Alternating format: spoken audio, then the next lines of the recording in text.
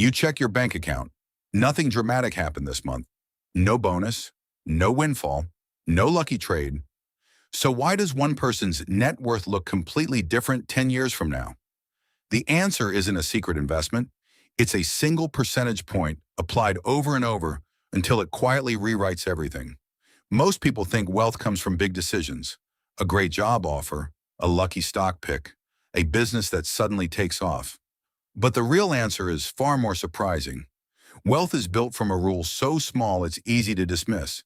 Get 1% better with your money every single time you touch it. Here's what that actually means. If you improve your savings rate by just 1%, your investment returns by 1%, or your spending discipline by 1%. None of it feels significant in the moment. There's no fireworks, no dopamine hit, just a slightly smaller expense or a slightly larger contribution. James Clear built an entire framework around this idea in Atomic Habits, showing that small, consistent improvements compound into massive outcomes over time.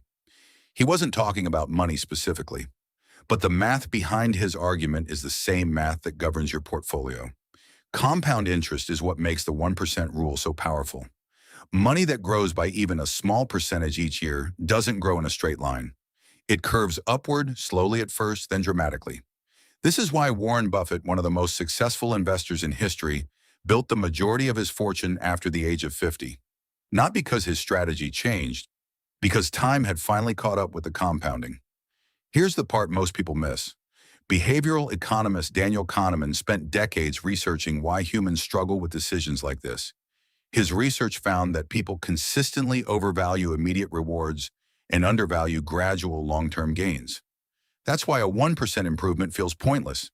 Your brain isn't wired to get excited about something so small, but your bank account doesn't care what excites you. It only cares what compounds. So what does the 1% rule look like in real life? It's not one giant sacrifice. It's automating an extra 1% into your retirement account. It's negotiating a 1% better rate on your mortgage.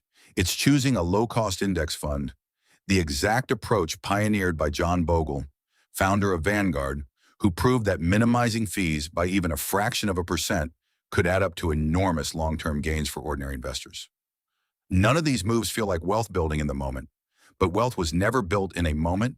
It's built in thousands of 1% decisions made quietly, long before anyone notices the difference.